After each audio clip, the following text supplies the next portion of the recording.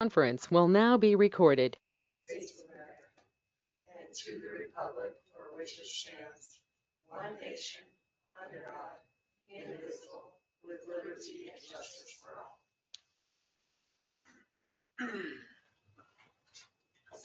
Approval of the October 9th meeting minutes. I'll move to approve as written. Second. Additions or corrections? Sally, start us off. Aye. Abstain. All right, department reports. Karen.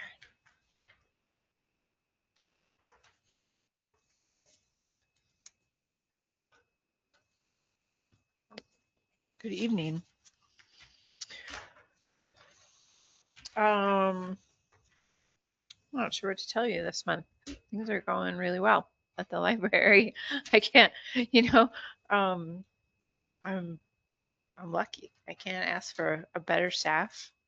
Everybody just pitches in with their own unique spin on things. Everybody's got great programming coming up. After school, the library's full of kids, and we're happy. Yeah, we're so happy to be able to provide a safe place for them, and the population just keeps growing. And yeah, I couldn't be happier.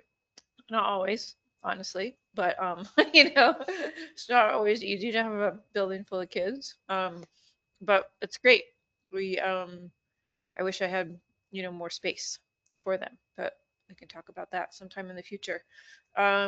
Our creative aging session is coming to a close next week, and I absolutely will be pursuing more sessions like it. The 15 participants that we have right now, nothing but rave reviews, just about something about that space of creativity and open contact has generated amazing conversation for everybody in that room. It's been a plus. It's really, really nice to see. And we've developed a strong relationship with that nonprofit that I think they want to bring more into Ennis, which I think is just a great opportunity. Couple things coming up. We have our annual ski film fundraiser next week on the 19th. Even if you're not a skier, come out. It's always a good time. It's really family friendly and getting psyched for the snow season. England Volkers is sponsoring this event, and we have lots of people in town that are supporting us on this one. And all the proceeds go to youth programming, so it's a really good deal for the Friends of the Library. Also in November coming up, we have a cowboy poet coming in, Jim Hamilton. Our employee, connected with him in another event this summer, and he's a hoot. He brings Western history and cowboy poetry and music all wrapped up into some great Montana history. So that one is November 21st. If you can make it, it's worthwhile. Any questions for me? What are your hours for the holidays? Same hours for the holidays. Will be closed, same as town holidays, but we're continuing same hours through the winter. Monday 9 to 5, Tuesday, Wednesday 9 to 6, Thursday, Friday 9 to 5, Saturday 10 to 2. Yeah. Anything else? Thanks, guys. Thank you. Thank you. Thanks for letting my kid come. Did you give any more thought to like next semester, the Fridays off, if you guys needed any additional? Yeah, yes, we've been talking about it. We have one additional student employee coming back on Fridays, which will be very nice. She's offered to do a couple extra programs. I did get a grant for a new 3D printer, so I'm hoping to offer some additional tech programming. And as far as kids hanging out, what I've learned this year, we've offered more for them, but I'm not sure that what we're offering isn't terribly interesting, but really what they want is just a place to spend either together or just until their parents pick them up. we always throw out things in the community room for them to do, and sometimes they attach themselves to it and sometimes not. So I think we'll just keep offering things, not necessarily this is the only thing you can do, but just offer it and see if there's any interest in it. Yeah, thank you. You're welcome. Yeah. All right, Eric, you're up. Hey, how's it going? I did not do a written report. We just got busy today with the water connection. But the guys and I have got all our equipment ready for winter. We're getting ready. We put in new stalls in the women's bathroom there. That got done this month. We've just been real busy making sure everything's going. The office is cooking along now. We're getting drywall in there. That's pretty exciting. If you got any questions, go ahead and fire them off.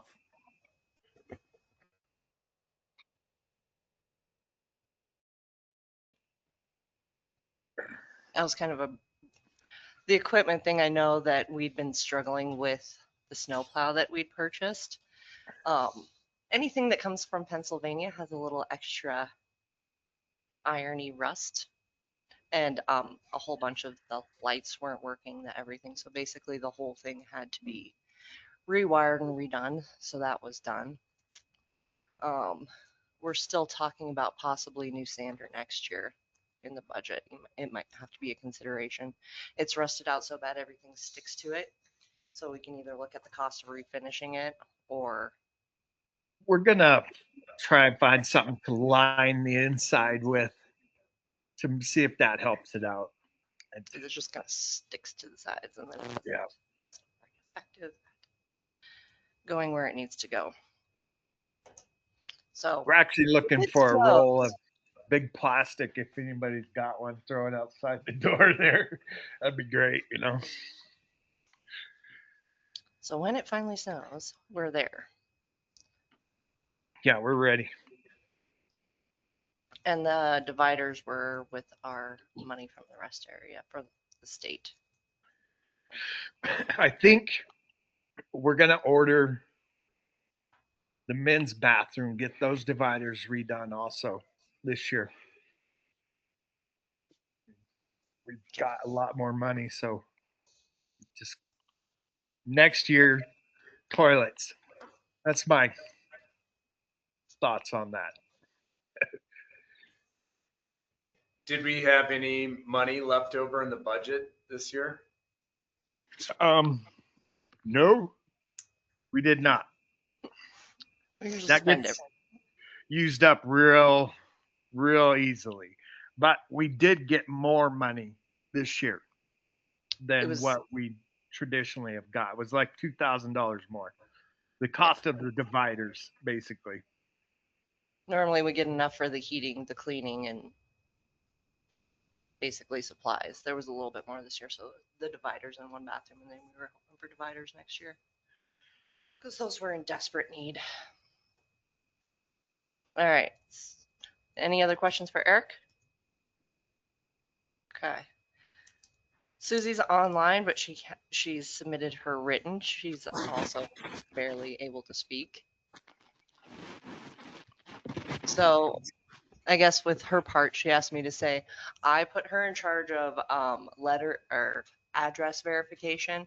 Basically, by our code, it says, can we see your address? And then so she verified everybody in town. So letters are going out next week. And if you get a letter, don't be mad at us. We're just saying, if we were 911 for any reason, your house was identified as there is a strong possibility we could not find you. So please remember, if you got a letter, it's again not to be mean. It's so that if you have to call these gentlemen, ladies, they can find you.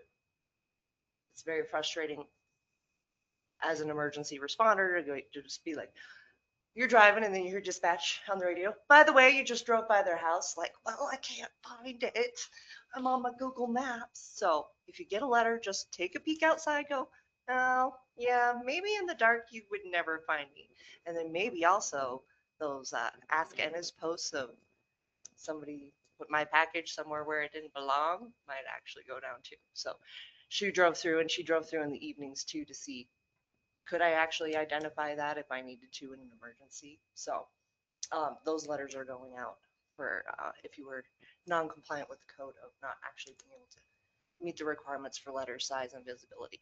So again, don't be mad. We're just trying to help people find you when you really need to be found. He's nodding over in the corner. For those of you online and for the recording, there's nodding in the corner. All right. So that rolls us into you.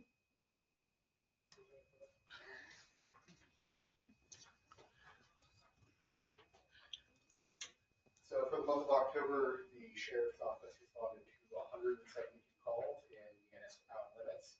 And there we go.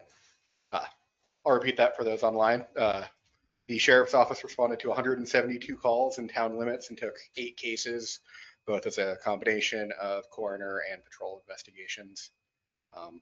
Other than that, we've hired 2 new deputies that we've got on training, and we're just kind of chugging along from there.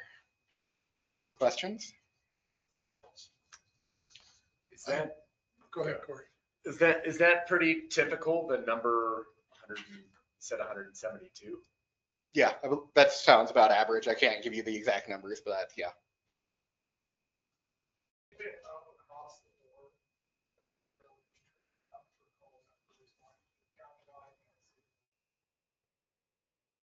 Is the 8 you mentioned in addition to that, or is the 8 part of that? Part of that. So And they're those could be arrests. Those could be things those that, are the ones that you said you took. So Yeah. those are the more serious ones, and the others are just either traffic citations or warnings or whatever. yeah, tickets, warnings, public assists, things like that. So yeah, the 8 are your more serious things that involve, yeah, arrests, further investigations, or death investigations.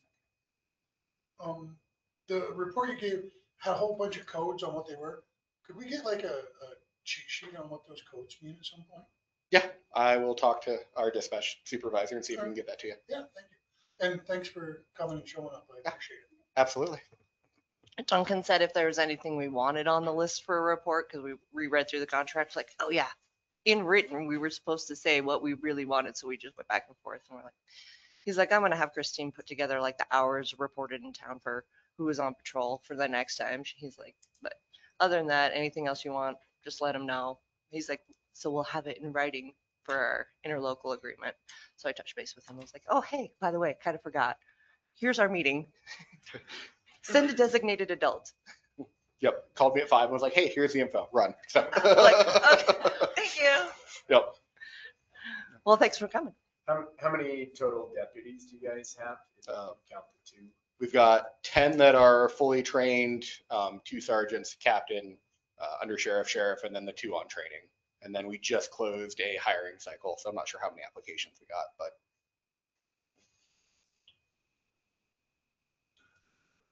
Yeah, making progress. What's your goal? What's the goal? Number of people? With our roster, allocated 21 spots, and stand around 17. Hiring issues, housing problems, trying to find new people housing here.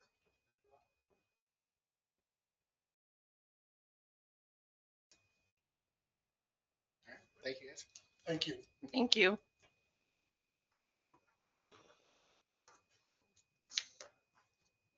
You don't have to hang out for everything. I figured you guys were relieved. Let's say there was a- Just so you guys know, this is Deputy Neal. Yeah, and then my name's Austin Marshall, sergeant for the sheriff's office. He's 2 sergeants, the other one's Jackson, captain, sheriff, under sheriff.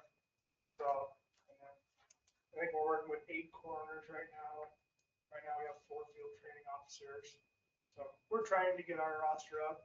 The more we have, the better it is for the city as well. Because a lot more people that can go further. So, Thank you, guys. thank you. Thanks for having us. We'll see you next month. Yeah. Take care. Thank you. Have a safe night. claims. I'll move to approve claims. Second, Miss Clerks. Oh, I did. I skipped Okay, around. skipped right over. Yeah. Sorry. Good job. Thank you. You have my written, take everything. Okay, I- No, thank you for keeping me on track. So back to clerks before we go claims.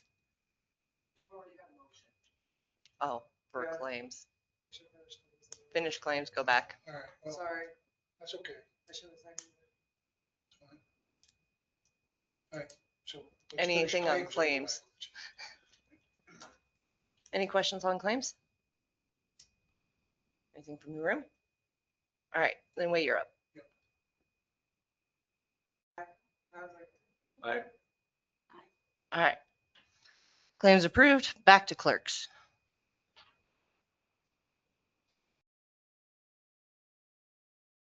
Have we got that compensated absence thing figured out yet? When can we get that figured out? I know, it feels like it's not that hard to figure. going back, John, yeah, no, I mean, they just said they can't figure it out either. So the only way to do is pull from our last to actually go to the drives and look at them when we did budget. I can try and do it fully, that's something that I haven't done. Okay. What are you asking? The compensated absence was kind of jacked up on the budget, but we figured that part out. And like last year in the budget, it was higher, and now it's lower, and I was just trying to figure out what we have and how much we used last year and how much we have going forward, all that sort of stuff. And it's been this fight trying, and not a fight between me and the clerks, it's just the clerks trying to figure it out. So on Black Mountain, you know how it shows the previous year's expenditures when you do the budget reports? That doesn't show up because you didn't expend it. So that's why it's not on the report. So we're trying to figure out how you could get a trend report basically to see where it was at.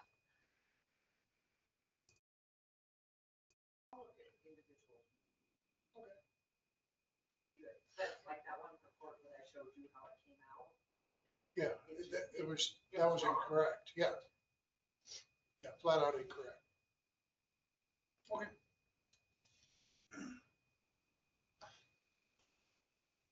Brenna, do you want to talk about coffee with the clerks? I'm trying to remember all the key points that I would want to bring with it. They mostly just talked about what they did for the league or what was the conference that they had? Okay, was it? Okay. They mostly just reviewed that. So it was actually really beneficial for me because I wasn't able to go. So it was really cool to just get their different takes on it. We talked about government shutdowns, kind of how that could affect towns and things like that. But that was really the gist of it. It was a really informational thing for me, obviously, because I wasn't there. Any other questions though for me directly? I did, yes. Congratulations. Thank you. And you completed the claims, you did all that this month?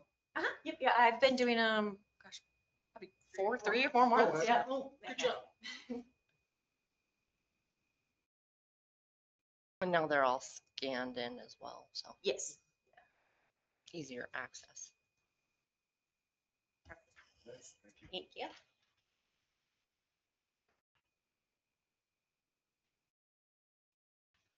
All right. Anything else for clerks? All right, public comment on non-agenda items.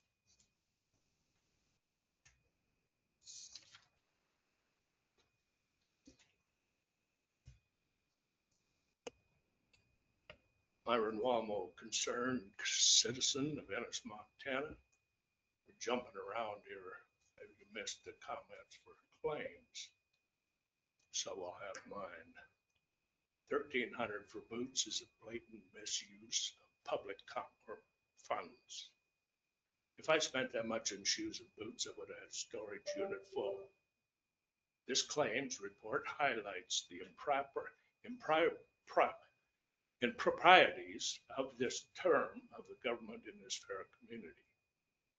5690 $56.90 interest charges, not once, but twice. Maybe there should be a closer look at who and how many have cards, credit cards for the town hall. On top of this report, you have a mileage and meals reimbursement to a person that has a resignation letter on record disgracing the very community that is paying this voucher. As I stated, this just exemplifies the improprieties of this government's last 4 years. Thank you.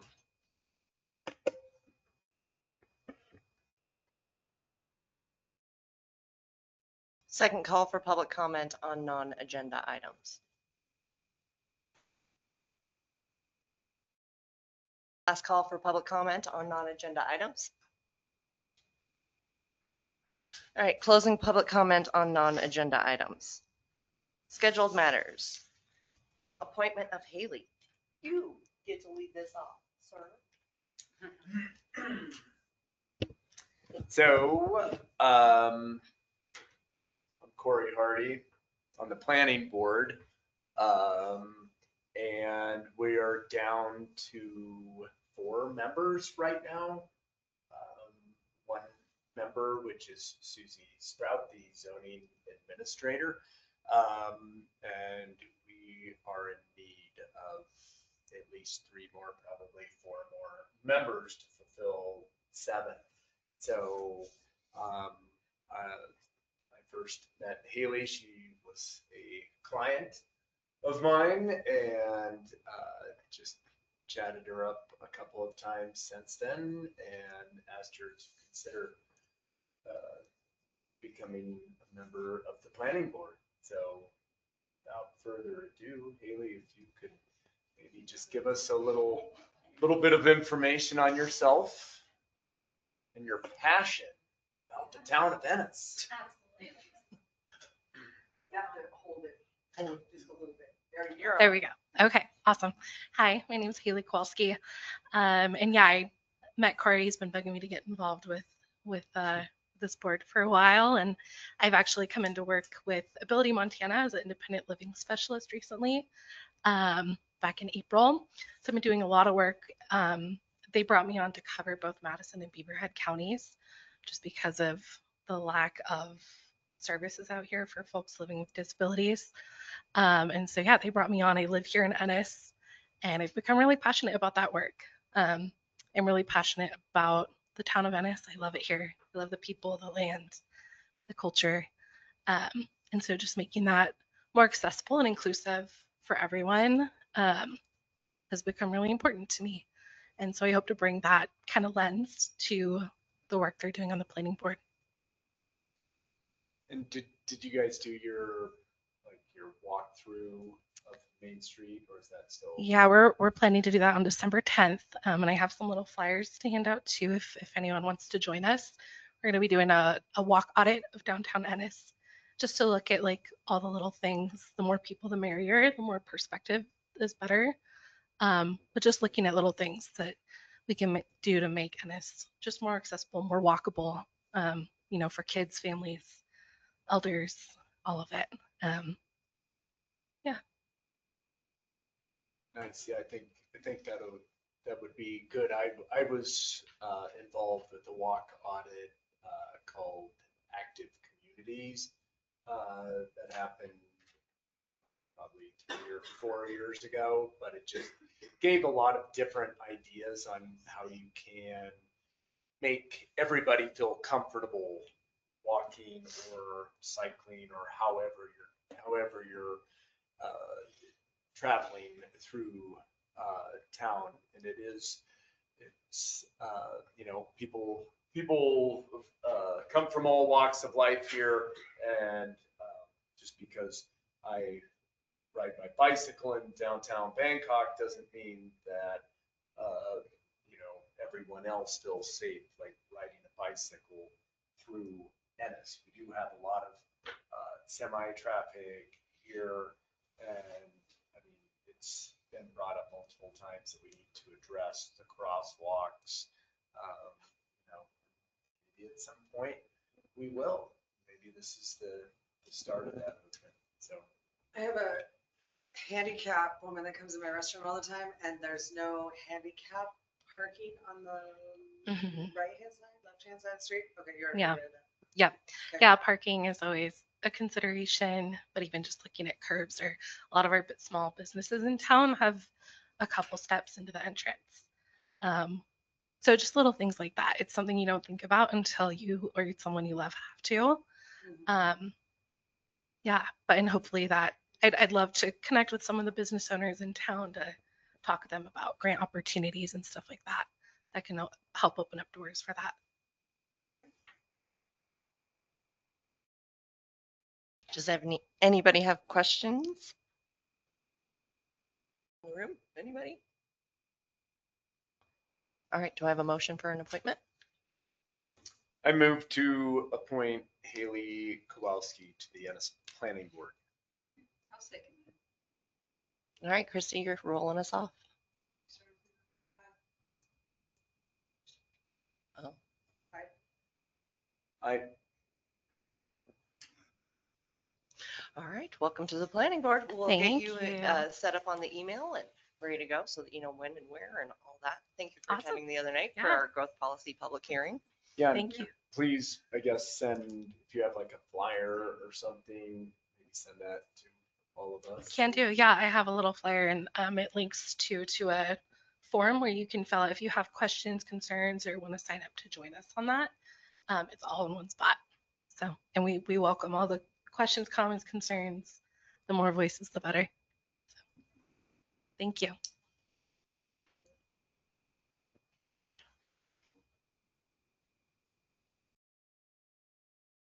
All right, you're up.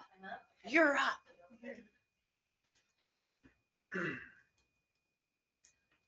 Is it still, it's still on? It's still on. Okay, great. My name is Stephanie Moore. I am the current event coordinator for the Chamber of Commerce of Ennis. And I just wanted to come and meet you all and introduce myself. And I can give just a little bit of a report of my last year since I have started doing this work. And we moved here just a little over a year ago, last September.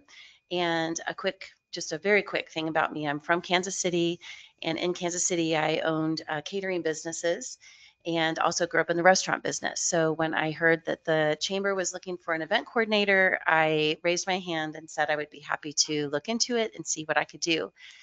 So it's been a little bit of trial by fire, absolutely. But I have to say I've really enjoyed it. I was inserted into town immediately, meeting lots of people and lots of business owners as well. And I feel like given the man hours and the resources and the information passed down from years previous was very little. So I felt actually super happy about how the events for the chamber went this year for the town of Ennis. And that was definitely the focus of the board, was to focus on events this year and bringing people into town. And so that's been my sole purpose really and my focus. So I really enjoyed it. I plan to stick around and do the events next year that the Ennis Chamber sponsors. And I think it's going to go much better for me, at least this year, to have know what I'm doing. Ginger has been incredibly helpful. Once I got the idea of how the town works and the permits and all of those items that I needed to do, Ginger has been incredibly helpful with showing me previous years' events, and that has really helped me be successful in knowing what is required for each event that we've been doing. So that's really, I don't have a lot more than that at this moment. I don't know what the chamber board's plans are for next year. We just have 2 official board members with a third member at large. So we are certainly, it's a very small team for the things that we're trying to do. And we're looking for help in that with the board if possible. but that's not necessarily my position at this time, just being the event coordinator. So I'm kind of sticking, that's my official title. And, but like I said, I've really enjoyed meeting lots of people and learning about this town.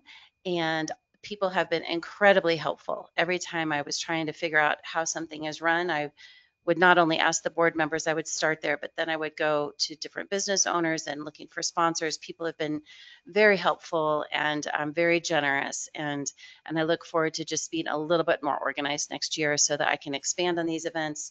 And then hopefully I can also um, promote the events even bigger so that we get more people into town. And really this year we just wanted it to be as successful as possible, and now I have a good vision for how, hopefully, how to improve upon them, the events, to get people into town. Yes. So you guys are short 2 members right now? Do you have a 5-person board typically? I believe so. My understanding, it's been between 5 and 7 to 8, maybe even at one time. But and to be honest, I don't know the history over the last couple of years, how things have come to where we're only having 2. We have a president, a vice president, and then a member at large is what we have right now.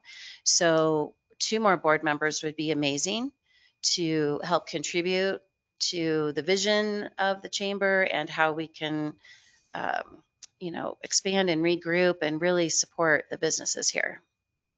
Yeah. Is there anything, do you have any requests from us? Or- um, I don't know if I honestly don't even know what to ask for. We really did run with our hair on fire this year, which I think is what they did the year before also. And like I said, I feel considering all of that, we were pretty successful.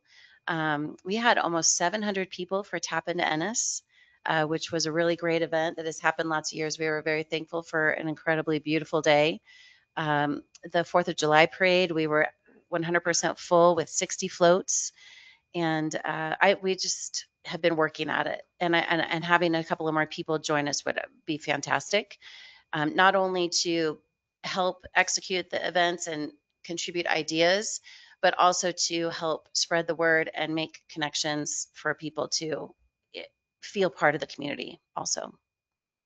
Yeah. Any questions for me? No, you're doing great. Oh, You- good. I guess a question I would get is not really to you because you do the events, but the chamber itself, is divided up amongst volunteers right now, doing it. It's not a hired person to do everything. So besides the events that we have, I would like to have somebody from the chamber come and also speak to us about what they plan on doing for businesses. Because I know some of the businesses feel like, why join the chamber? What am I getting out of it? People are going to come for the events, but then the regular day-to-day type things. So I if you 100%. want to mention that to somebody, it would be nice to hear that. Yes, I 100% agree. And as I'm not 100%, I don't know where my role is going. I would love to contribute to that also and figure out what how we could better support the businesses as a chamber member. Even if it's something as simple as having monthly, I don't know if it's social media or advertising or whatever it may be, but a lot of the businesses have asked, can I advertise for the specials that they have going on, or for special events that aren't chamber sponsored? And I would love to be able to do all of that. I would love to be able to share all of the events, local specials, any of those kind of things. We didn't do any of that necessarily this year because just for a time sake and not being able to take on more work myself.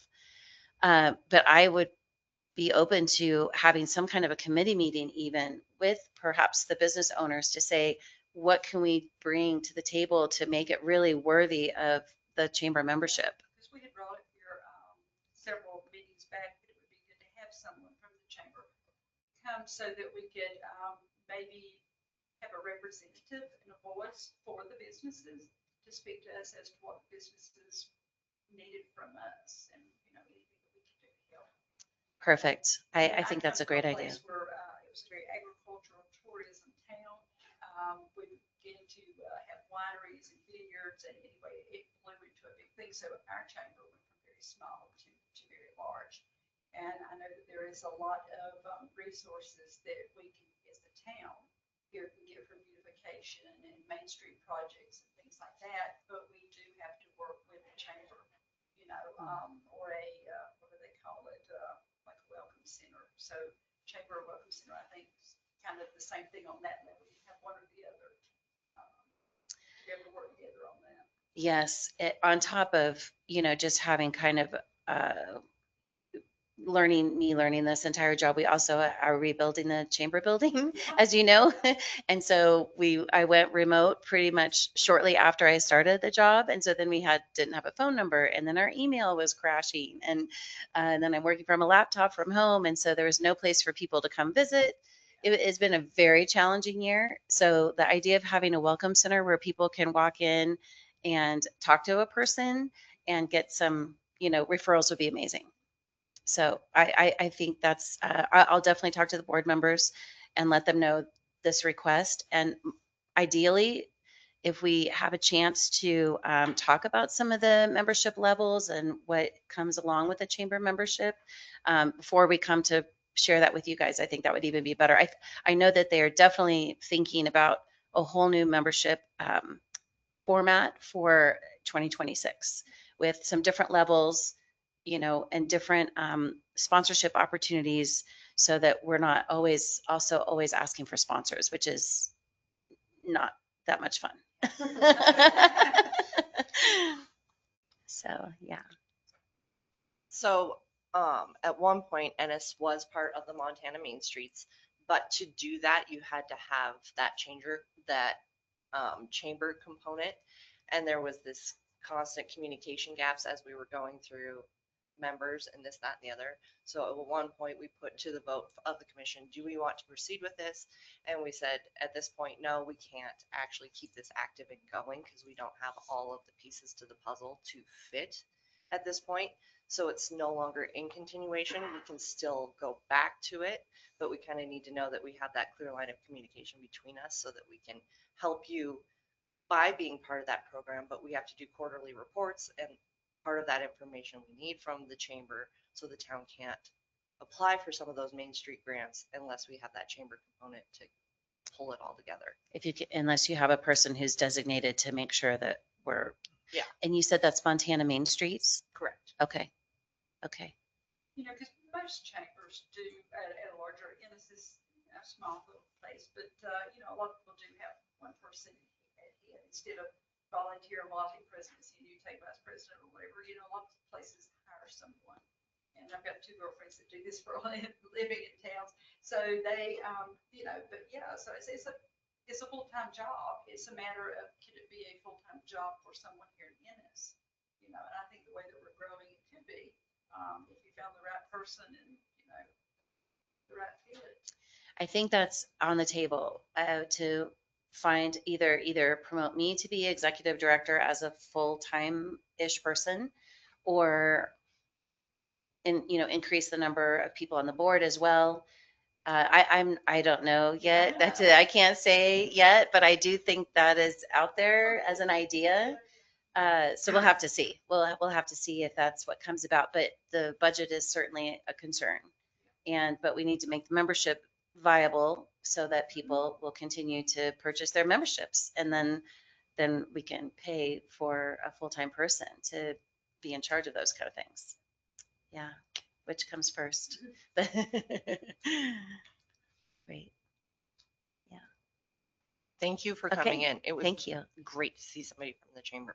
Thank you so much. I've had a great time doing it this year. So now that I've kind of got my bearings, I hope to be more involved and be, if it works out that I'm able to be a communication person in between, I think that would be I'd be happy to do it. So we'll see where it goes. Okay. Thank you. You smashed Thank you. the events. You did great. Oh, thank you so much. At least from the permit part where I had to look at it. I'm like, yeah, she's got this down. Oh, good. I'm glad to hear that. All right. Next item is approval of our Montana Department of Commerce contract. That's the official number, MTM S or MCEP CG 27010 as we're trying to keep track of our grants as they go through.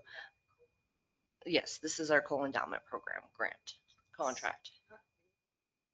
Or am I missing it? So, okay. Yeah, I think I read it. I don't think I. Okay. You know, I These thought I are saw the it. ones that you have to electronically sign, that you'll meet all the conditions. Like go to the attorney first, then they go to me, then they go to the clerk, but we don't actually get a version, because as soon as you edit it, it won't print it.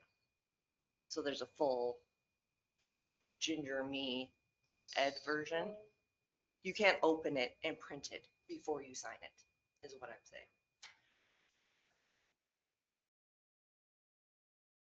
So this is not the letter. So I have no idea what it is, you're gonna be voting on it.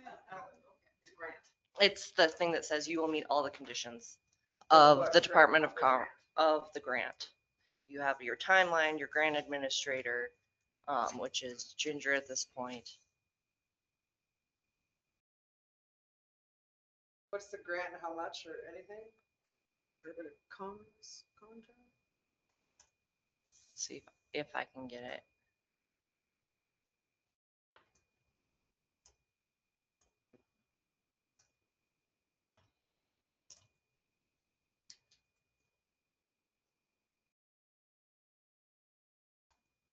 We had the same problem when we did HB 819-1. And Ed was in agreement, or you can't change anything in the contract.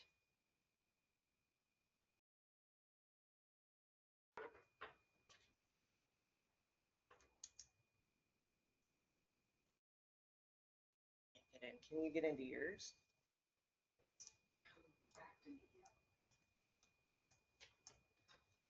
There. Okay, let's see.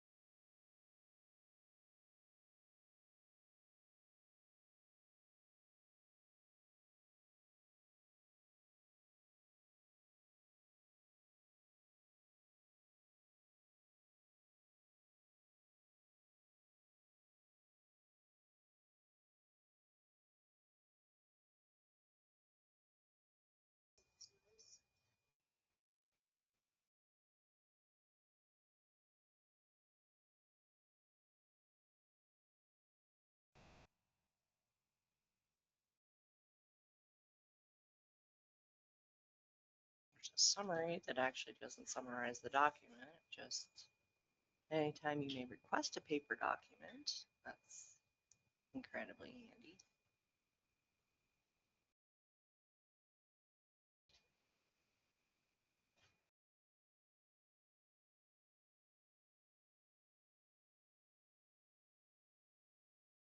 Oh,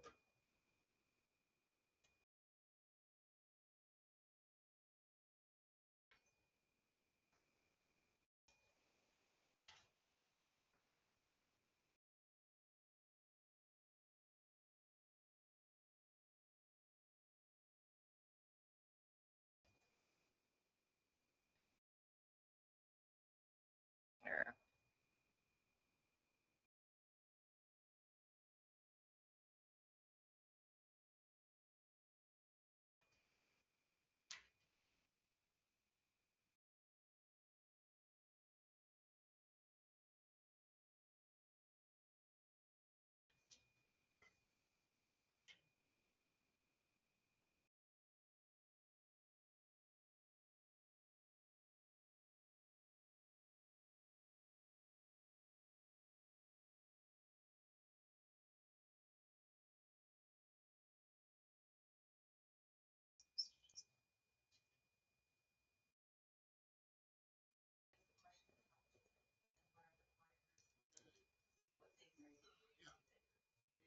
feels like a summary is all we're really looking for. Yeah, I think this is summary.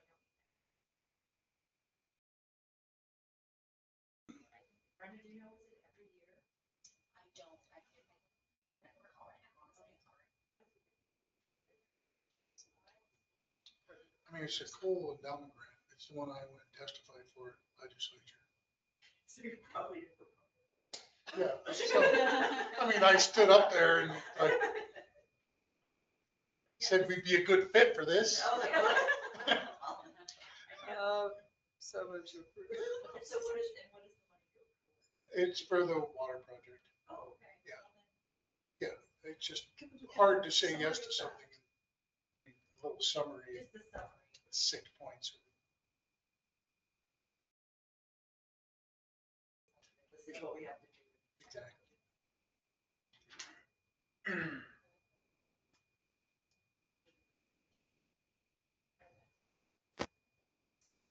Exhibit section. That's the fun part.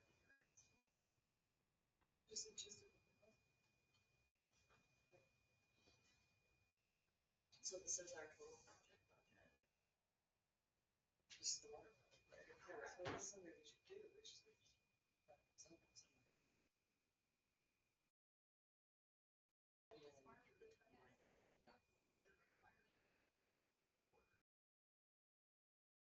That's what we're agreeing to this time. Budget. This amount? That's the total project. But that's not the MSF amount. MSF was 500,000. I think we got the max. Yeah. It's 500 for what we do. This stuff is all doable. Yes. Okay.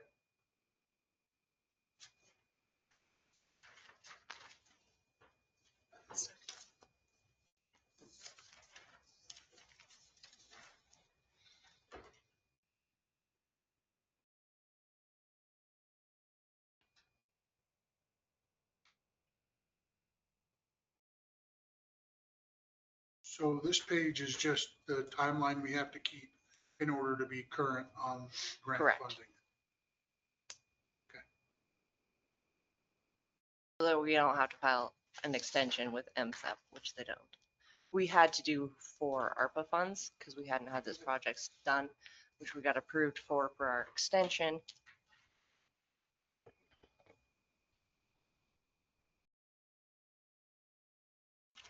To June of next year. And I forget, is funding at the completion of the project for this grant, or is it? funding You, it- once you've actually executed the contract and met the startup requirements, The- then you can start pulling some of it. Okay, For this one, for our portion of DNRC, that grant, the 125, still have to meet our startup requirements, but we can't start our draw on that until July of next year. Because we are in the second group, not the priority group. Okay. But the whole first phase will be complete before we even have to start the draw for the second phase. Because we have enough for engineering funds, everything for the first phase between ARPA, our match, and the This MSEP. commerce. Okay. Montana Coal Endowment Program 1. And this grant, Great West is part of all this too, or is this just? Correct. Okay, so they'll be watching as well. Okay.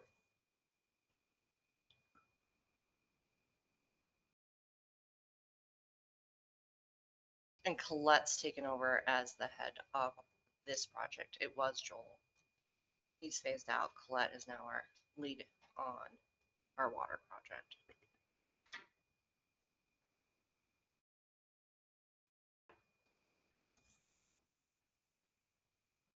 right, so I'll move to approve the Montana Department of Commerce contract for the coal endowment grant.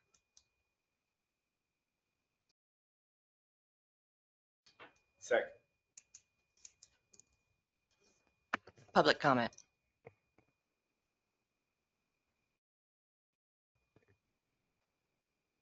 Second call. Last call. All right.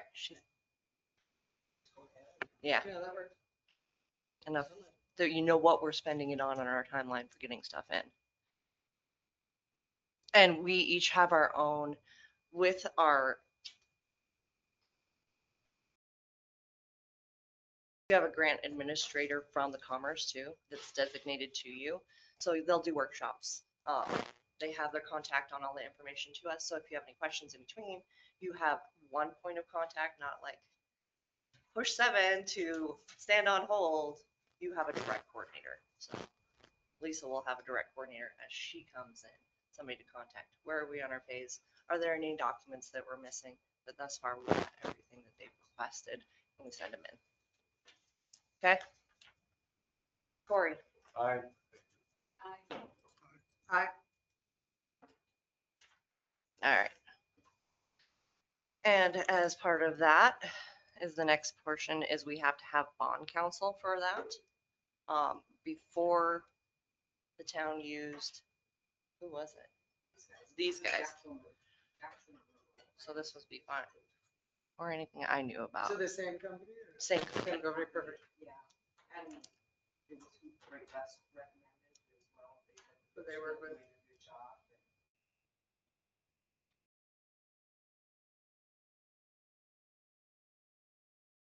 So if that's where we would like to go, if you would like, I can look for another one, but with their recommendation, I was like, okay. And having the town having worked with them before, no hitches. I'll move to approve Jackson, Murdo, and Grant for our bond counsel. Second. All right. Any public comment? Any other discussion? All right, then we're back to Sally. I, Aye. All right. So approval of the base bid contract for the new well and well house improvement project to 4050 development in the amount of $621,505. So we did a pre-bid meeting with Great West Energy. I went through, made sure that everything in our giant book of doom was correct. Before we had our actual out to bid meeting, put it out to bid.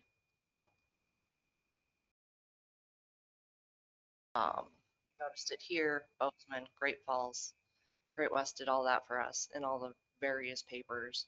And we came back with one bid. and this one bid was Susie's son. Over budget. that's right, Was 4050.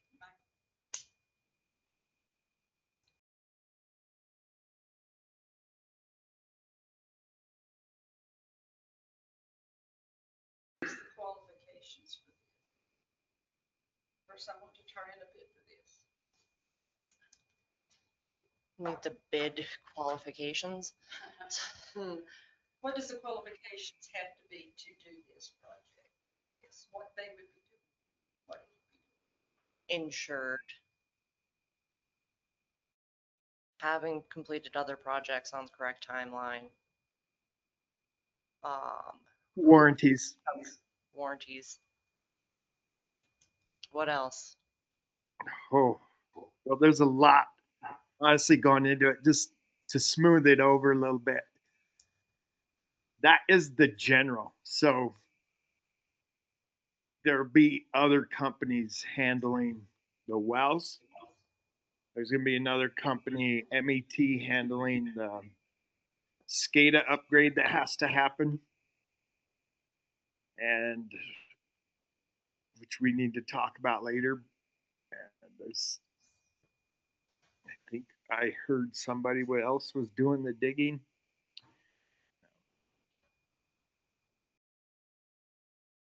This is basically our general contractor, and then there's going to be subcontractors subbed out. So 4050 is going to be the general. That's basically it. Essentially, isn't it, Eric, maybe you could chime in on this. Yeah. It's general contracting, preparation of the well site, and then, I guess facilitating all of that as the general contractor.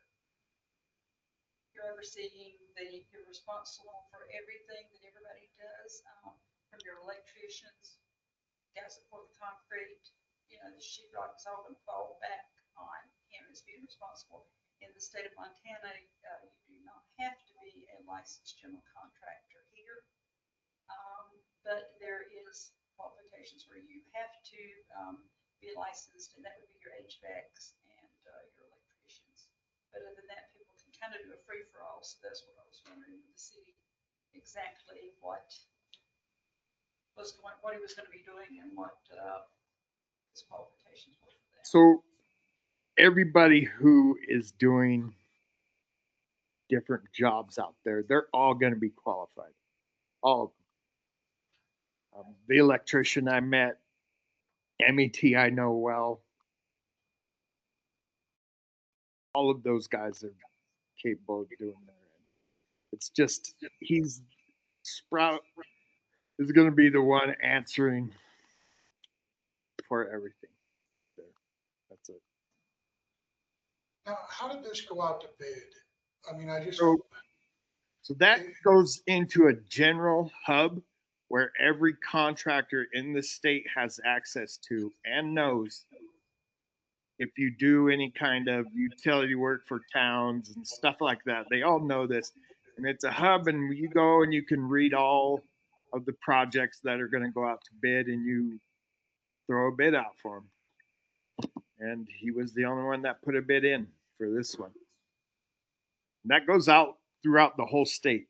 Everybody who does that kind of work has access to that. I don't know offhand what it's called, but it's just a central place where all those bids go. It's the same thing if you're redoing the high school, Like a listserv. Yeah. For whatever. When was it put out to bid, Eric? Do you know? It was put out, man. I'm looking. Yeah.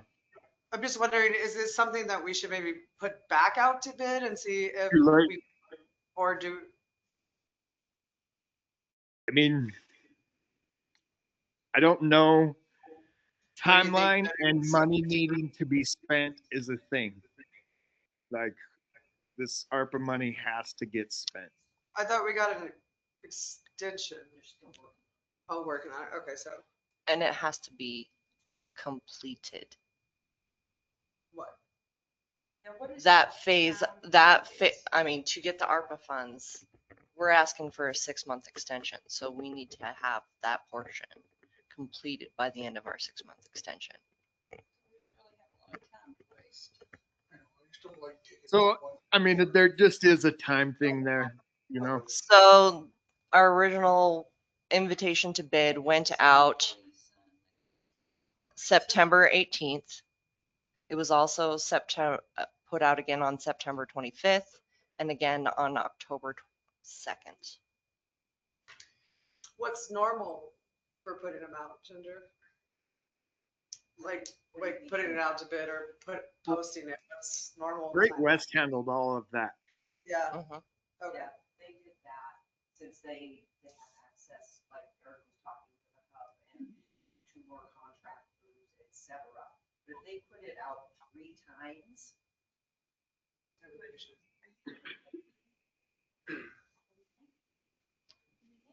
So I guess my question would be to Great West Engineering, who's like, here you go, we got one number. I mean, surely they do stuff like this.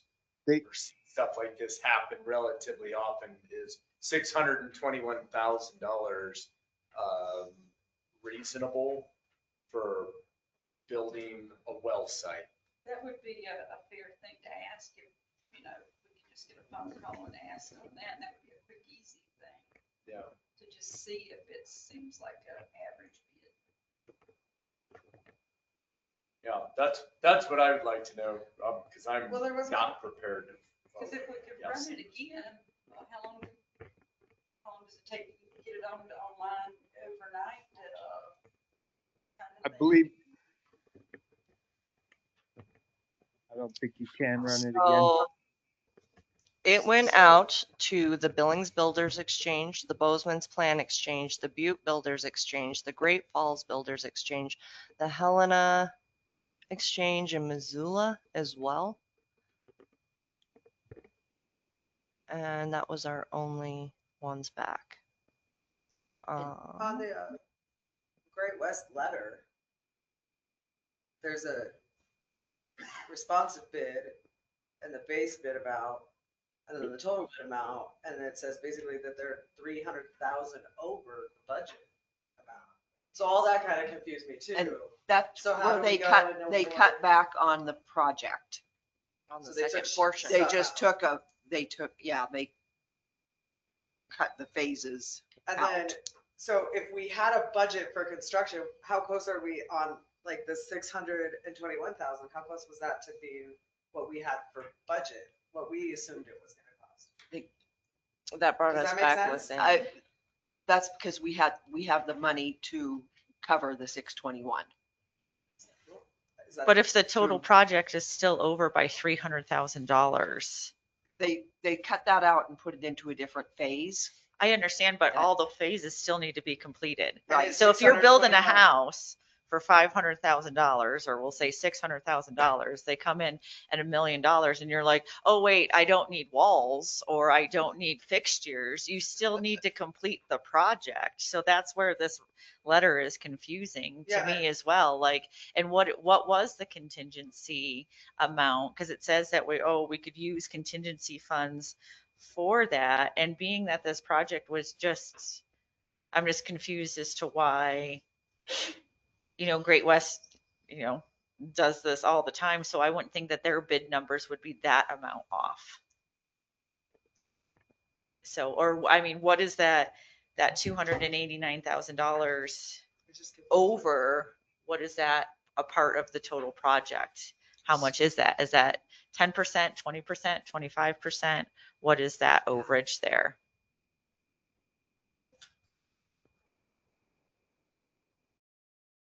So I asked Colette if the council, how did I put this? Basically, because the same thing, like when would you even start to revisit what the next section is? And response is basically that it'll depend on when the contractor completes the initial test well and the one new well that is included in the bid. The outcome that will inform the town on whether or not they think it's worthy to produce the second production well in a deeper aquifer. So the base bid that we're doing is the initial well. The 300 on top was the test well, second test well for a second well site there. Does that make sense? Yeah. So if you're looking to get a second well there, but I guess I'm still going back to, where and how much is the ARPA grant? Where's, Are you trying to say that 300 is still left there somewhere, got to be justified and paid? Right? And it's 261 typical or normal for 439, 133. a well house and a new well, because we have nothing to compare to. No. And with the recommendation letter, they didn't say this is what normally it costs either. So we're just, because we have the money, we Well, can pay it. they were the ones that came up with the budget. So they know what's normal, right? That's So what the it's within- budget estimate is based upon. And so for them to come over, and that's what I'm just trying to figure out is that overage, what percentage is that over of the total project? And that's just in phase, whatever, 1. So is there going to be overages in phase 2 and the other phases? And so then therefore, that's just the question. Is Colette available to maybe answer some of these questions? she wasn't this evening. John, you said 439, is that correct? Yeah, well, yeah, total project budget, the ARPA is 439, 133. And then we have match. So we know. We have our contribution that was approved. Yeah. last 2 months ago. 2 months ago.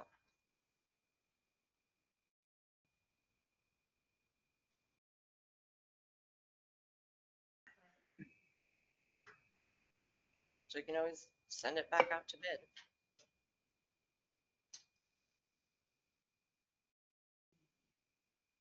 To Yeah. look like it's fair to, I think, to everybody. One thing is, there's only one person that the bid came in on. It's a small town, but that person also works for the city, and that's something that people do look at.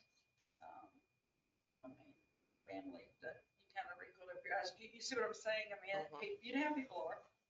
You know, if you want to be safe and cover your butt on it, but like you're not showing any favoritism to make it fair.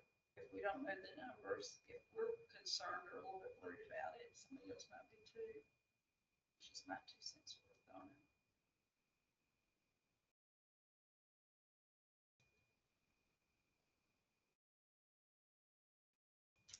Yeah, I would love to see it go out for bid again if we can. So is that a motion?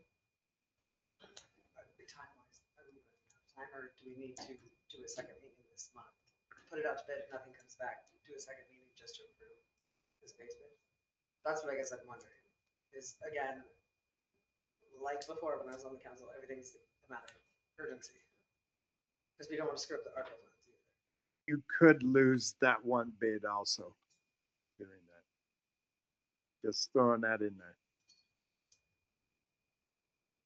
Lose the bid. Means they won't As he re-bid. decides he'd go on somewhere else because we didn't accept it. Maybe they put it back in less than our. Wow.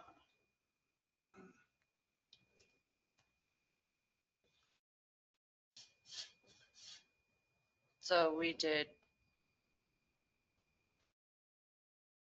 Look at that timeline again. Where was it? We can guesstimate the timeline based on the previous one.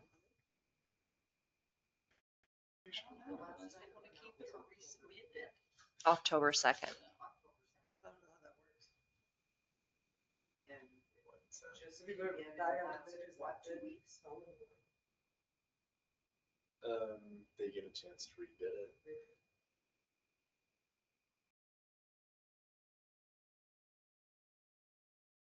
They could come back with a higher number, still be, Yeah, it's a gamble. right, but I guess my thing is, I don't know this number. I would like to see some comparable, set up a well site. Yeah. How often does this happen? All the time. So, I'd love to see a comparable. Yeah, like the first thing I'm gonna do is I'm going to my husband, I'm gonna say, tell me what this shit costs. You know, and I mean, because we don't know. You know, I don't have a clue. I haven't been to the site and looked at it. I don't know anything about. There's what no to do. breakdown of anything either, it's just number. It's not showing Maybe if I, what prep's being done, if this includes any concrete or excavation or what, you know. I'm sure it does all that, but we have no, That might be in the bid though. I don't know if, was there a breakdown in the bid? Or just a figure came in? Completion of well, pump house, and piping. So that's to go from the well to the main surface line or something, yeah. into our main service line.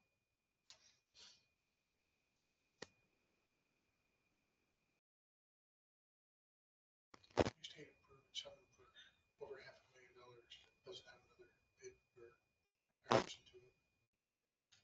Don't know if this is normal, but this is also, Ennis has been hard to work with. Like people don't get on stuff here, Yeah. because the sidewalk guy got some. It really is, it's bad that there wasn't one handle first. So this was what they were to bid on. It's like a scope of work. Yeah. These are the entire parameters of the project set forth by Great West. This was the second revision of them. The first initial ones we had errors in power and a couple other little things to it. So those were corrected and the new manual was put together the beginning of September.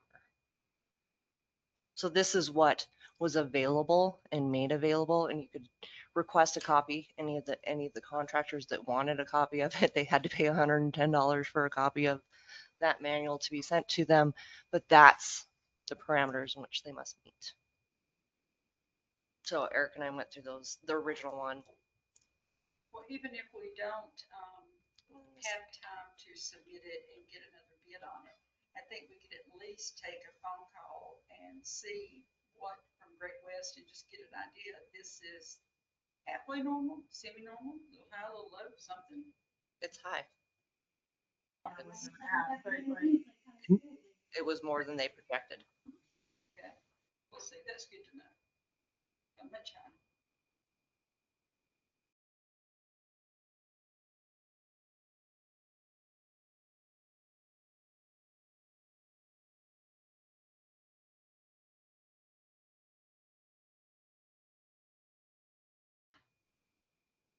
What I'm getting from that is the 289, 212. Can I ask a quick question? How is Great West's portion being paid? Is it from the ARPA funds or is that already? That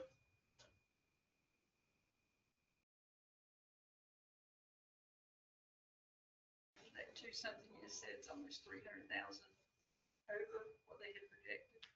Yeah, 298 or something like that. 289, 290. 289. So they projected. In a lot of money. They So projected around the 621, is that their number? With the responsive base bid is like what Great West, but then we subtracted stuff out of that to make it the 621? Because the bid came in 300,000 over? Is that what I'm getting now? 300,000 over. Goes down to the base bid of 600, so we pulled stuff out of that to get to 621?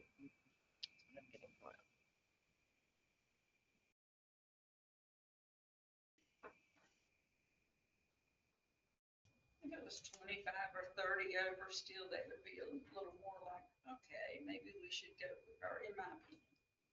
The way I'm leaning is just that that's a lot of money. I've heard that we only have one. Some people said they're not happy with just one. Like I said, there's things to look at from outside. People look to show favoritism. I think just to be safe and to cover everything, we need to at least make a phone call and say, tomorrow, see if we can get maybe Great West's opinion on what they think on it. And say, would you put it out there again? And then if it truly is 60% more, then are all of our calculations on this project skewed 60%?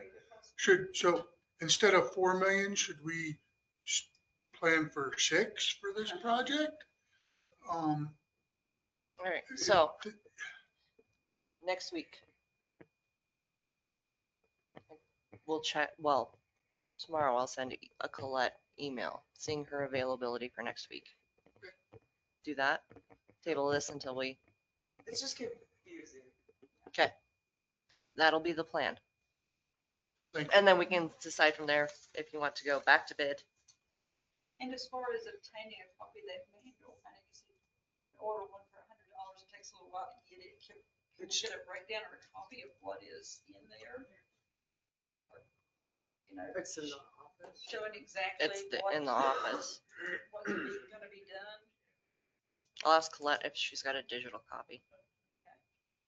Yeah, just, a breakdown so that I can look at it and say, lumber, so many feet, so much money, whatever it was, just to get an idea how much is going to labor, how much is going to materials. Well, my big thing is if we're off. Okay, sorry, half a second. Oh, they're done in the If back we're row, off so I can 60% on this, focus. are we off 60%? On the rest of it, because it's not the first one that's not been on project budget. Yeah. I mean, a West little is okay. but West yeah. Yellowstone's was off kilter. Anaconda's wastewater went pee over kilter. So it's good to make sure that it's not headed that way. So I'll email Colette, get a digital copy, and see availability for next week. Good? Thank you. All right. So I'll make a motion to table this. Continue till next week or whatever. Is that how it's a continuation? Continuation until Yeah. next week. Okay, As long as, second yeah, agreement. second. And then I'm to you. Yeah, yes. Aye. Aye. Okay.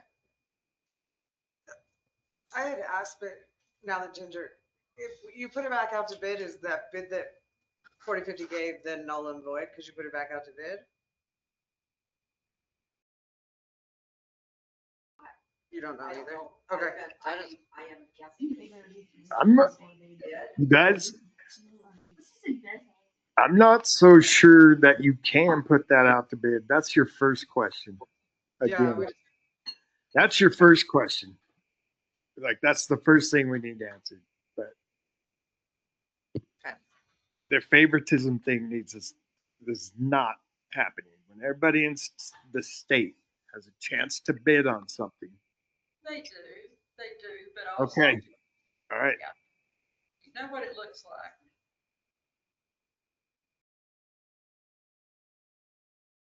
And I get it if we'd only published in the Madisonian, but You did a lot. it went statewide. And I think part of it is our location. But you're just, all it is dot, I'm not against it at all. I'm just saying dot all the grass, cross all your Ts, make sure everything looks right. Everybody's Okay. I on. think to be like, not to be mean or anything, but this was a conversation to had 2 meetings ago. I'm not trying to be mean. I don't mean to say, I swear I do not. Just, What does that mean, Eric? I wasn't here 2 meetings ago. you know, Did we just discuss it a couple of meetings ago? Was the- I think we have a plan. All right, auditor.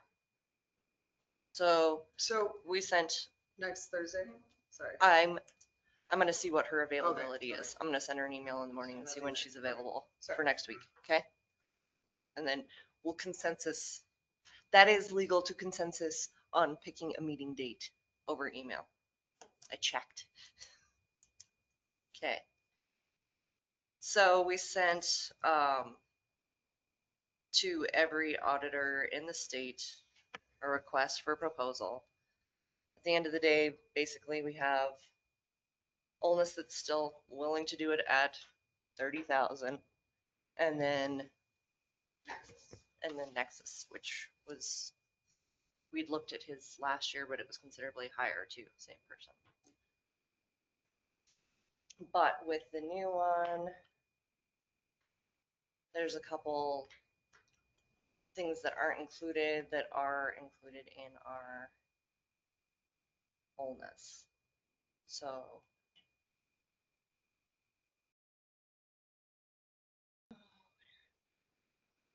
when Ginger and I were looking, if the others chosen, then we're gonna have to do some budget amending for the additional costs. What's the additional cost difference? Do you know or not yet? Really?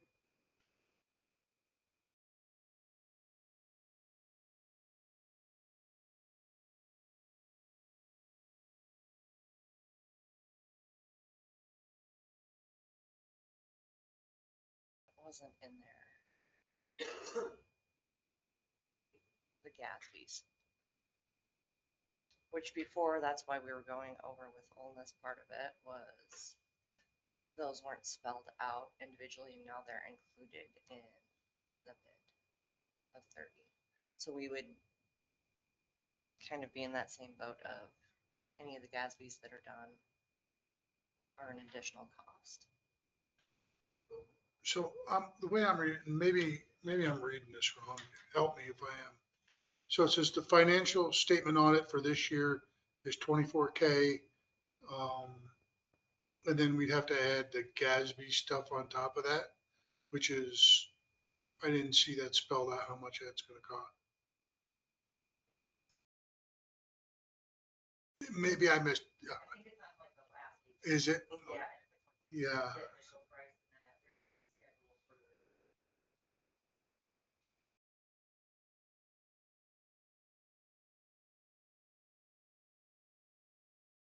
So, yeah, then another 3,500 for the 34, another 1,500 for Gatsby 68. Another 1,500 for 75. No, OPEB we learned how to do, correct? You filed, Ginger filed OPEB, so we wouldn't have that one.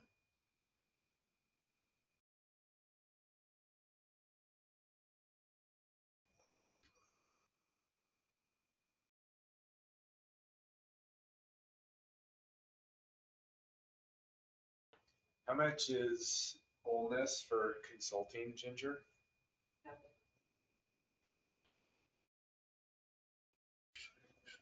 These guys are $325 an hour. so by my rough calculations, when we get all done with these guys, it's about 30,000. 24.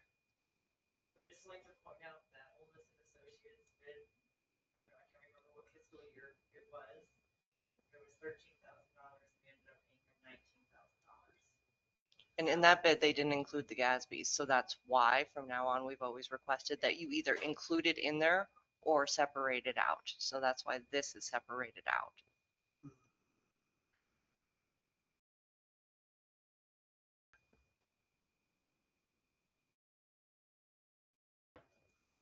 So it looked to me like a money wash between the two.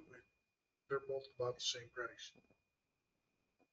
And one's done it for 10 plus years. Yeah, or So I think a it's long time. time I to don't know how long, but yeah, 20 plus.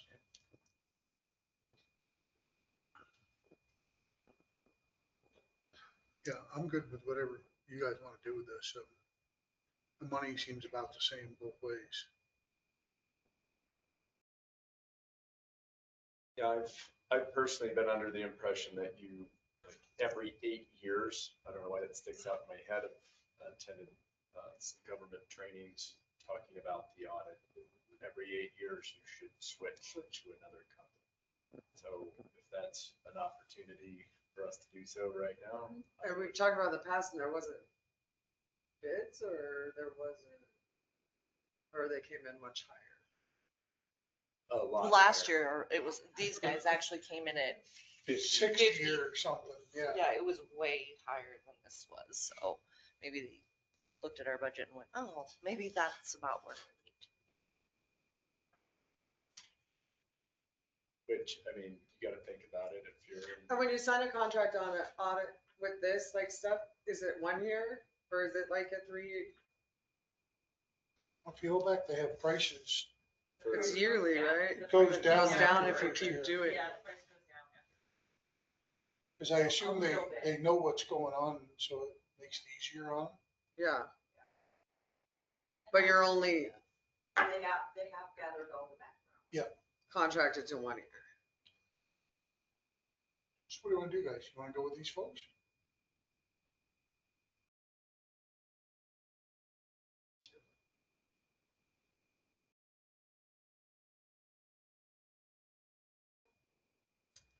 I move to approve Nexus CPA Group for the fiscal year of 2024, 2025. Second. Public comment. Second call for it. Anybody got anything else? All right. Then I am too. Thank you. Yeah. Yes. Aye. I All right. I will contact them and get that rolling. Sally, how was conference? Oh, very nice, very nice. Really enjoyable. It's something that everybody can go to once, you know, and connections mostly was the biggest thing that I appreciated, was getting to know different people from different parts of the state. And ask some questions that I've been told to ask and stuff, but I enjoyed it. Very nice.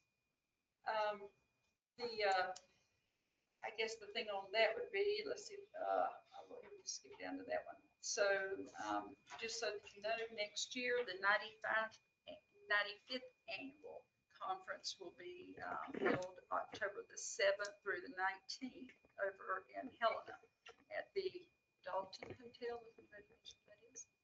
So they will have that, so you go ahead and mark your dates down for that.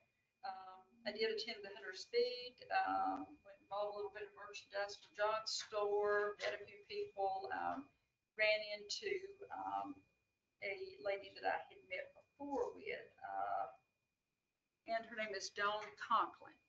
Dawn is the woman you've heard me mention up with Montana Trust. She's executive director for that, where let's say someone donates a piece of land, it's put into a trust, and then it's used for certain, reasons or whatever, certain needs.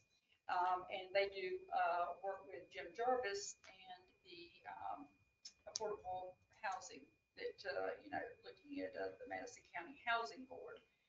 So I ran into Dawn at Hunter's Feed. We just spoke and said hi, and she said I was going to email you next week anyway. They have someone now that's going to be coming off the board, and they've got an open position, and they wanted to know would I be interested in that position, and they wanted to take me to coffee to talk about that. And then they wanted to talk about what's going on in Twin Bridges and Sheridan. One had a need for single-family homes. One had more of a need for apartments. They wanted to talk about what type of need did Ennis have, and we had spoke about Tara Mastel, which is through MSU. I had been attending some of her rural Montana classes and things like that, and they talked about doing an evaluation for the town as to what our housing needs are. But Mr. Jarvis and Don said that had actually been done, within the last couple of years, I think, and all. So that is supposed to be, if I'm interested in it, anyway, they submit it to the commissioners, and then it's approved or whatever on that. As far as the information I found out while I was, the thing I asked about Black Mountain, and I wanted to speak to somebody from Black Mountain and ask them, because we keep having a problem with, I hear that we can have read only and we can't see certain things. And so I said, this is kind of the blind. I said, I'm the newbie, so I'm just going to ask questions, and you help me make sense of what I'm asking. So I asked them about, can we see, can we set up, whether you mentioned putting a computer before, and we have a certain code and everybody can log in through that? Can the town commissioners, be able to see? And they said, absolutely, everything that you asked, that is totally possible to do. They were very nice. They said, we're here to work for y'all. So whatever you need, let us know. They said they were going to send me over something to my email. I asked them, I said, do my personal email or the official town one? They said, no, we'll just start out with this. We'll get it on there. And it does something to do with the cloud. I guess putting it into, I wasn't at my desk when they call it cloud credentials, so that they would be assigning cloud credentials. And then any of us could change the password or username or whatever and set it up, but so we could see what's actually going on. And it'd be quicker than getting to have to wait and put it through Ginger or someone to probably do extra work. Because I think that's what happened to, wasn't that what happened with Brittany Hirsch that she mentioned a month ago or a couple of months ago? She said she had to get some paperwork and it took a long period of time to get it. And it also was charged for an hour or two using her, skills. So an answer to question to us, so it is available. And that's about it for me. I don't have much to report. I've literally been out of state since the last meeting, until just a couple of days ago, so. But now I'm back. Winning. It's what we do. It's All what right. we do. Chrissy. I've done much, but I did go to the Drive Electric event that was at the Gravel Bar. That Corey Hardy's mom was present. I think the Gravel Bar is gonna put some EV chargers in that parking lot across the street, so there will be stuff here. But it was just, this company came, Drive Electric Montana, and they had us pinpoint where it would be beneficial and everything, but it's time we get something here. Because last summer I had a lot of people in that. Virginia City's the closest, but it doesn't even come up on their apps. So their app was literally telling them, I think, to go to West Yellowstone. But Virginia City has them, and North Hot Springs put in a bunch that run off their solar, actually. They're pretty amazing. I saw that and I forgot that that was happening. I'm glad you went to. Yeah. find out about it. I just know there's a need for it here. Cause I was interested in maybe putting down here in my place or something. It's not a moneymaker or anything like that. It's Yeah. kind of like a free thing It was that you just a put free, out. yeah, that's what I was looking at. The one in Virginia City you put on your card, Some charge, some the don't. juice box. I think that was what, 6 years ago? That was in the beginning of me. maybe- So did anybody ask at that point, like, no offense, but our gas tax helps pay for road repairs. So, right, as we fill up each time, we all put in. So they're not putting it together. Oh, true. So that's my only problem. At some point, like if you're gonna use the roads just as much as everybody else, you probably need to start putting in. You're right. It's a free ride.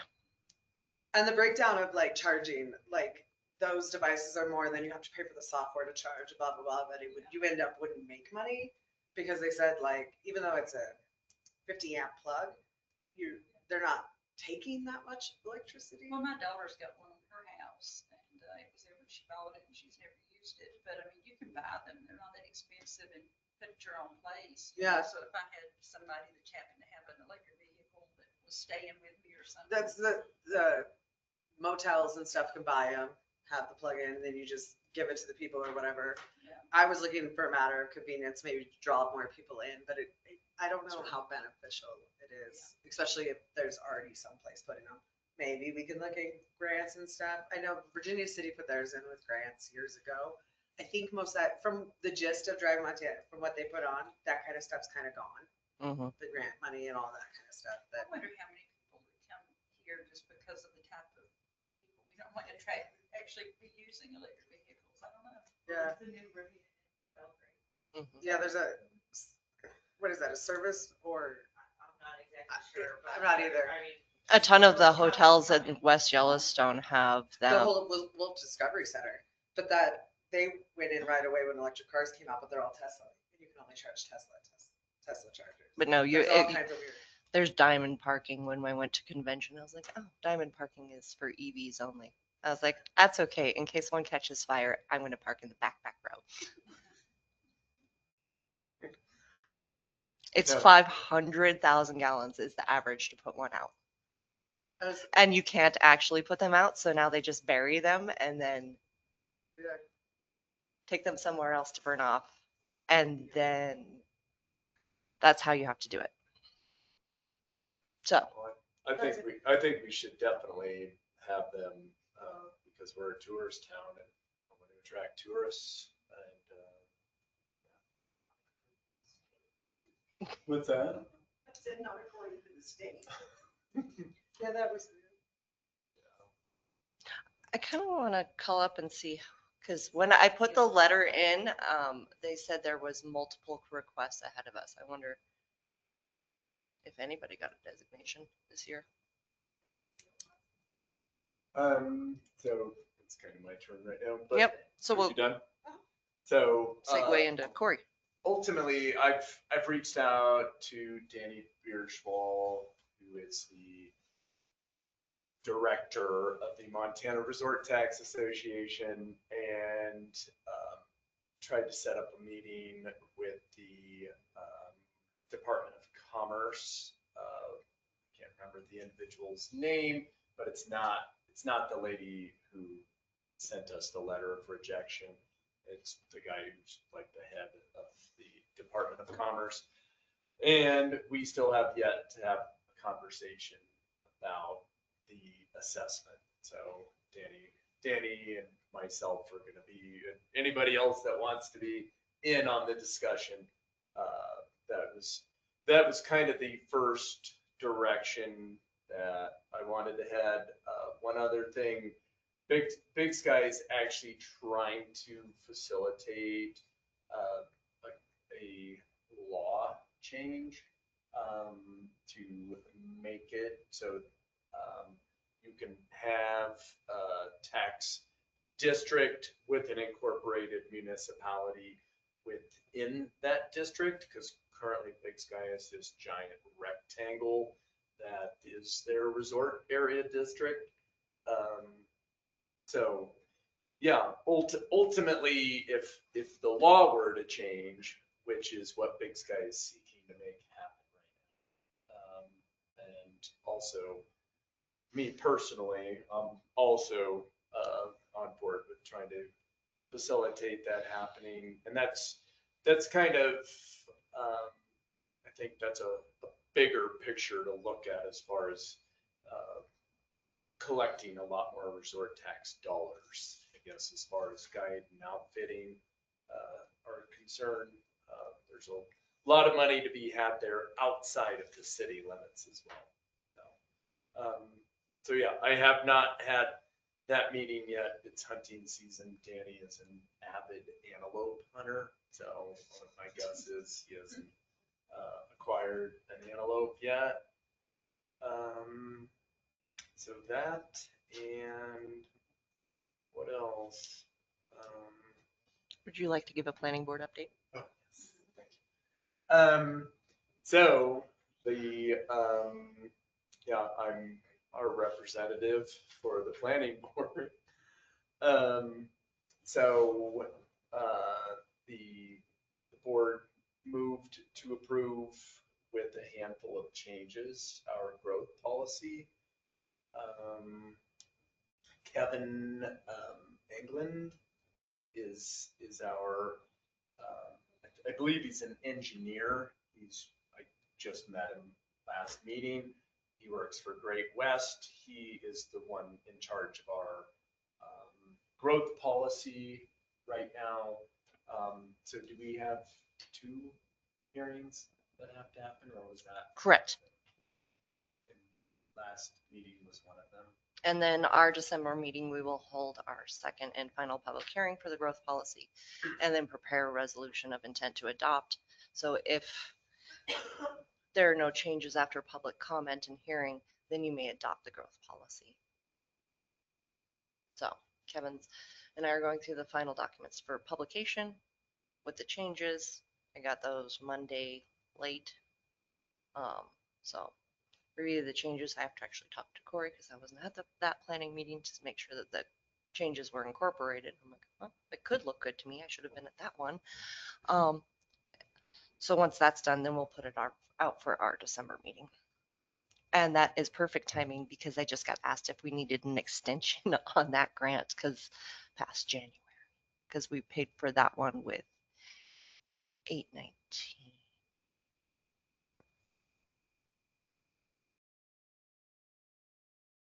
So yeah, I guess encourage Main Street businesses, whomever, to come and check out the second hearing and to review our growth policy, and that's going to be a document that, we can apply for grants for and use as our wayfinding, I guess, if you will. We can reference that when we're like, well, here's what the growth policy says. This is the direction that the town is supposed to be heading. So, but yeah, ultimately, all of us commissioners should definitely be familiar with that document. So, On the town website. on the town. Yeah, you You can can scroll download down, it. download it to drive. I just got it off the announcement from. When we had the announcement, and then it was as a storyboard. And it'll go back up once I approve the final changes. Because it's not back up there with the new changes that we got Monday night. So next week, it'll be back up with the changes.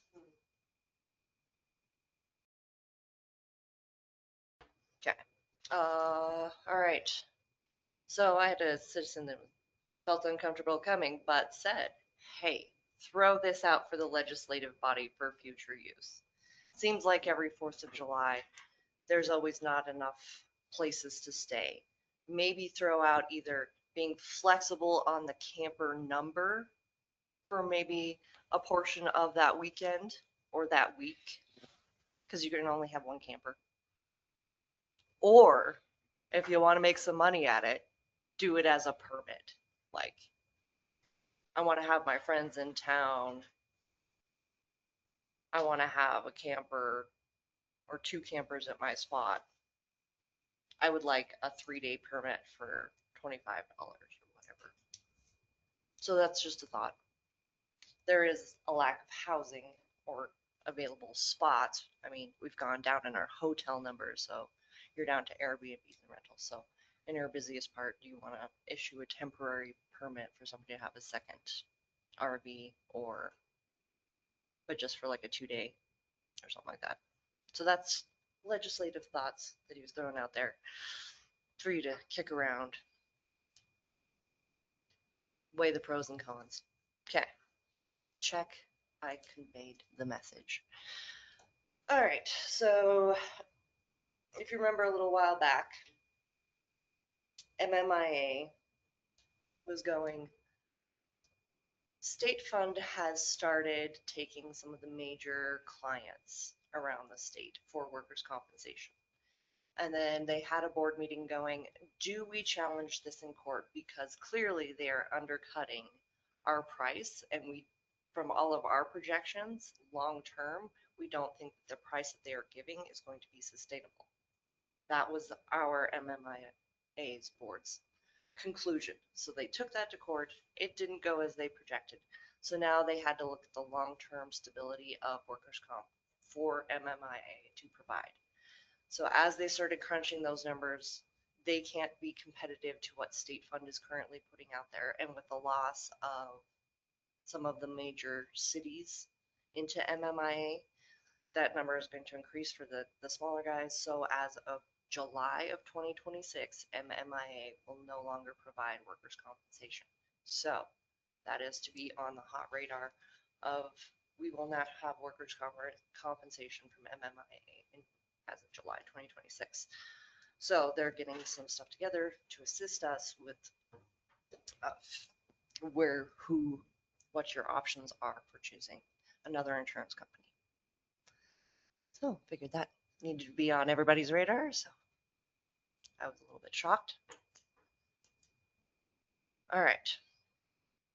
Along with next year's 95th, this is MSU's 40th as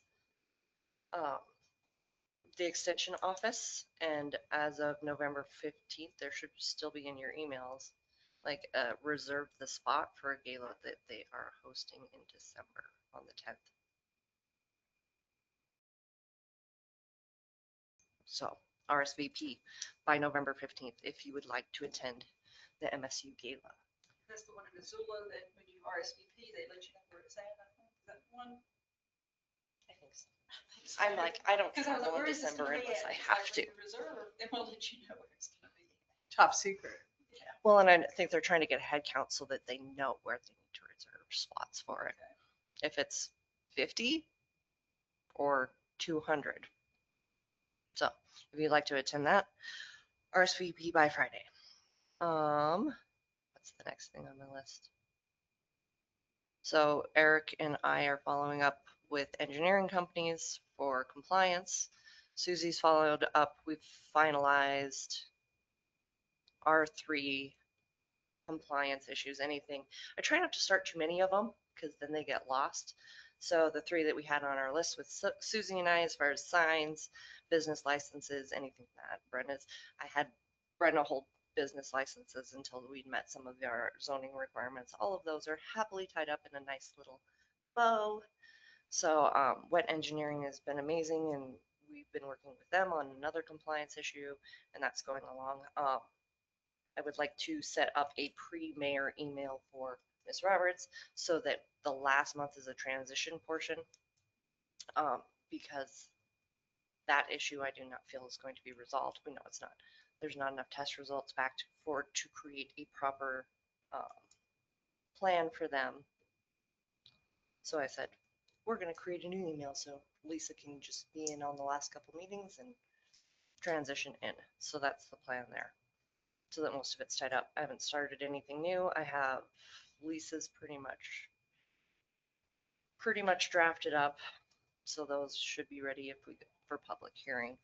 So I figured if we were gonna have a December public hearings, finish up the ones that we have.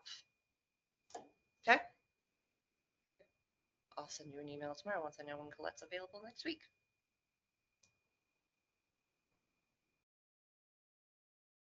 Anything else? Okay. Move to adjourn. Second. Hey. Do you want this back, Nikki? No. Okay. Print it off yourself. I'll try and figure it out. What's that? Mhm.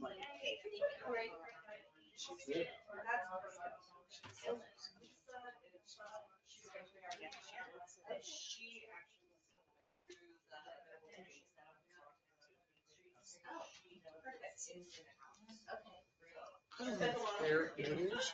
I just don't like spending that kind of money on one bit. We have no idea. Yeah. So I don't know if they could do.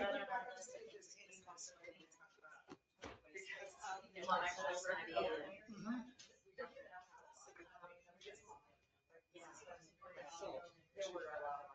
And I don't know how many people do this.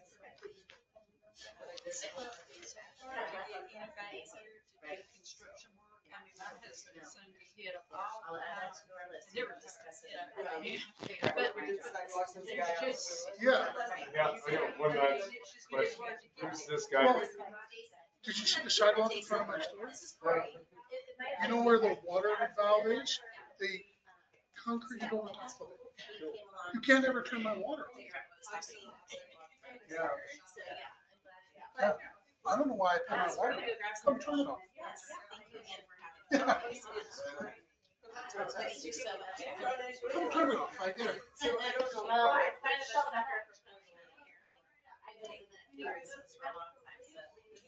You may be right, but at least. What's the next step? New what? That's when Tracy in your.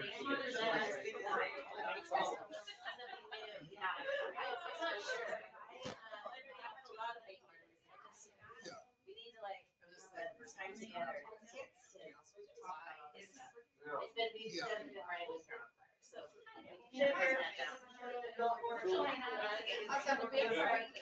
you.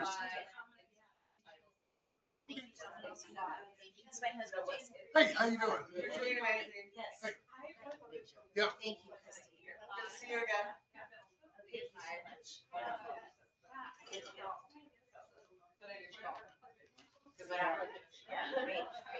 Absolutely. Yes. Oh, yeah. Access. Still doesn't make sense. My fishing master. Yeah. You do for that kind of money, there'd be somebody else. Yeah. Okay. That's what I was shocked at. Like, Yeah. Well, it's so nice to meet you. I was also, I think. So. Yeah. That was it. So I'm frustrated all the way around. Okay, thank you. But Nice to meet you. Ginger, I need to run my truck, but I have my paperwork. I did get it done. I've had a busy weekend. But I got it done. Should you be a?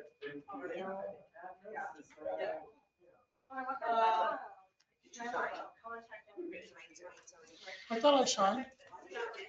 So when I set it up. Yeah, that's my signature there.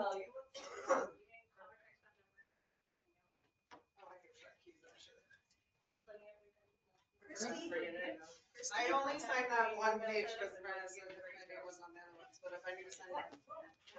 Can we just cross it out? Yeah. Okay. Well, we're already first year. That's fine. I just saw it. Keep it together. Keep it together. Yeah, and Dave's gonna stay on, I think. He's pretty emotional. Have a good day. Cool. Thank you. Yeah, good to meet you.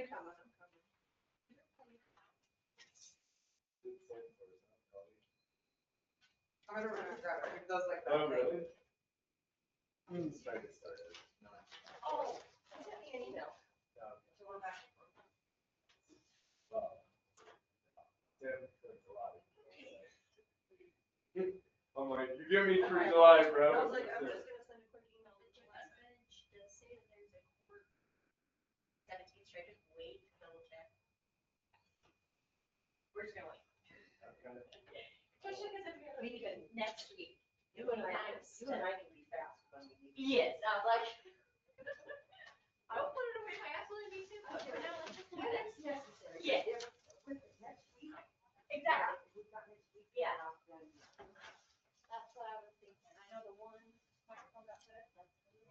I don't need you, Gemini, I just need you not be an airplane. Have a nice day. And now I have this little like record button. Like, sorry, that was just my face. Ginger's like, why are you recording me? That's the future. Yes. Oh, you like it better. I was like, I know, I want this part, like, I know, you just, whatever, you feel like it, I don't know. Not big deal. That now makes sense to me. So yes, that is ready to go. So like, oh, thank y'all. You see what I was trying to say? Wasn't really very articulate about it. No, I